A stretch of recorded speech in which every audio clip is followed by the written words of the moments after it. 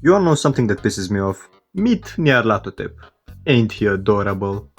He's one of Lovecraft's great old ones, part of the same group chat as Cthulhu, King in Yellow, Dagon, and the deep, harder to pronounce ones.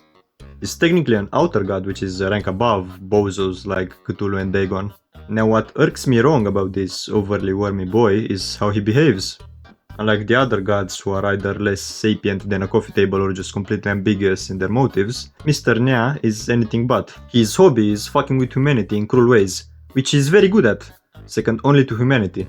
He's quite the conniving space worm god, using his powers to shapeshift into a variety of different forms.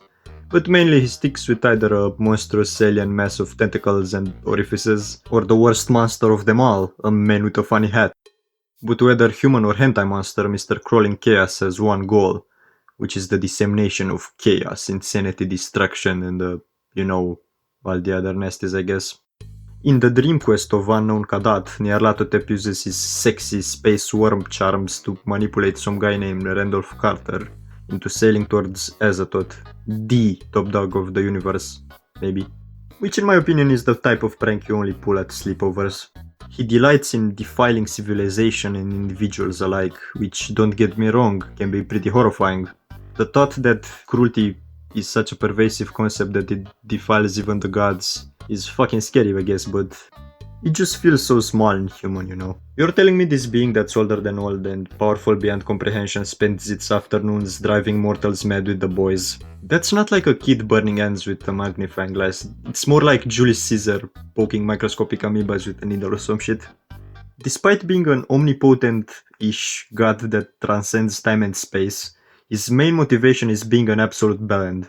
Which is very relatable, but like, come on. You have powers beyond reason, no dumb human neuron computer holding you back, and you decide to be a US politician. Whack. Now, I don't want to gatekeep what is and isn't an Eldritch God, but I'm just saying Cosmic Eric Carmen ain't in my top 10. Mr. Lovecraft, if you are watching this, I hope you take my criticism to heart. Also, maybe get more creative with naming your pets, bro.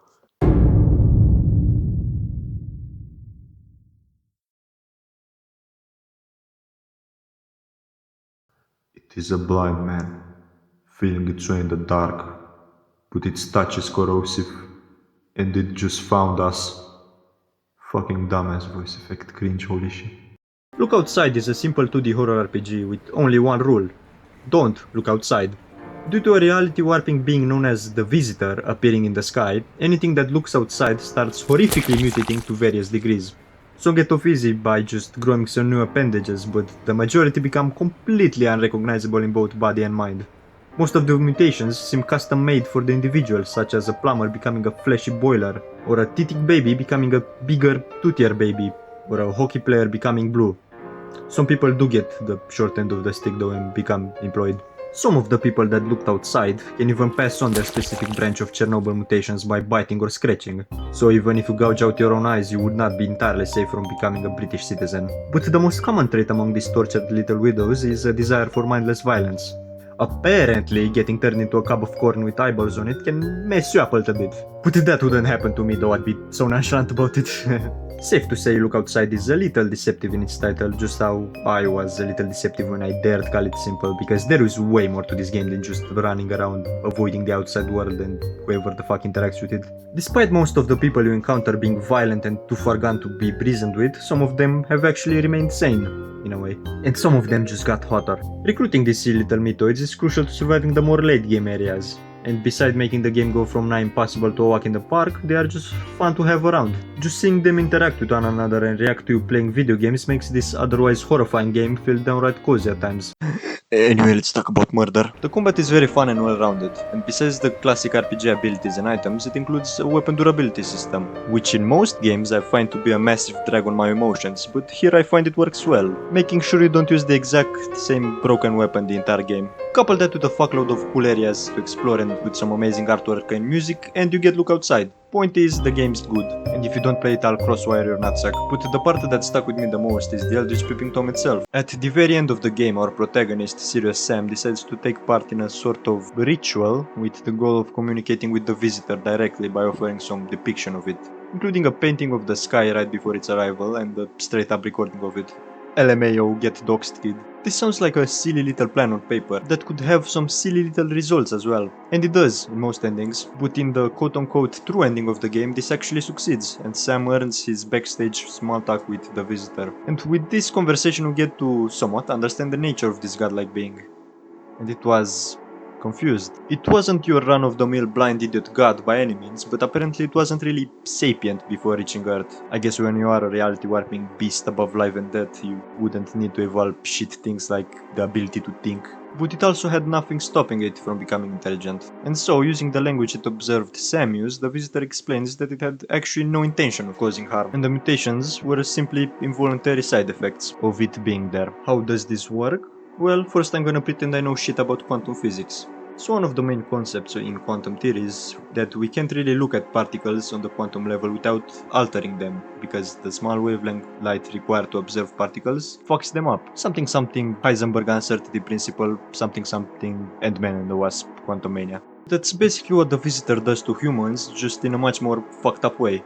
It is so beyond us that compared to it, we are mere particles that it can help but fuck up. And I definitely didn't steal this theory from a Reddit comment. If you look at the way some of the people mutated, you realize it's not really a deep insight into their backstories or changing them to match their darkest insecurities. It's more based on what the visitor saw in their surroundings than anything. We have a security guard watching some cameras become a fucking fusion of limbs and screens. A bunch of rats become an uglier bunch of rats. A photographer fused with his camera, a writer becoming one with his writing machine. You get the point. Some of the more abstract mutations, like Mr. Hand's family reunion, might be explained if those were just the body parts that the visitor noticed about the individual. And maybe the old woman that became a bird was just due to some pigeon that was near her when she made contact with the visitor. But the question still remains, why did the visitor arrive on Earth? Well, in its friendly bit of banter with Sam, the visitor mentions that it's so enormous that signals take a long time to travel through its body, making it so that parts of its body act independently. I don't know how it fucking survives, I lose my shit with microseconds of input lag. It's basically a hive mind that doesn't even use nerve signals to communicate and be aware of its own body, and instead uses some sort of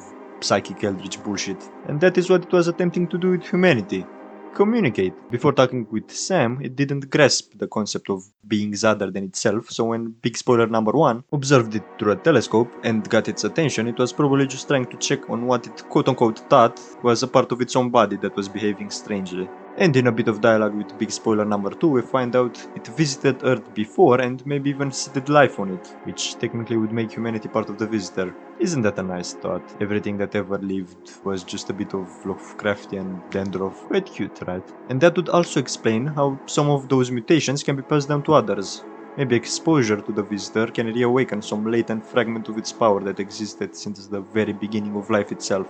But the most interesting part about the one-on-one pep talk between Sam and Mr. Technicolor Prolapse is what Sam turned into after the fact. Yeah, of course he mutated too.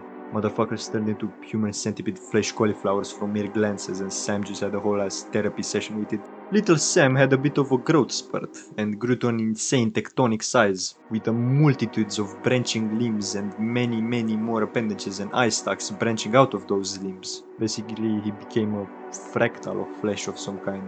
Talk about a glow up, am I right, lads? I'm fucking right, lads. And it's not that far-fetched to say he kinda became a miniature version of the visitor. It only makes sense that the person who interacted and somewhat related to the visitor mutated into a form that mirrors it. Speaking of, look outside bravely shows the visitor's physical body. A bit of it, at least, and if you still had any doubts about this being the fucking coolest thing ever, well, then they are just as gone as Sam's ability to form coherent thoughts.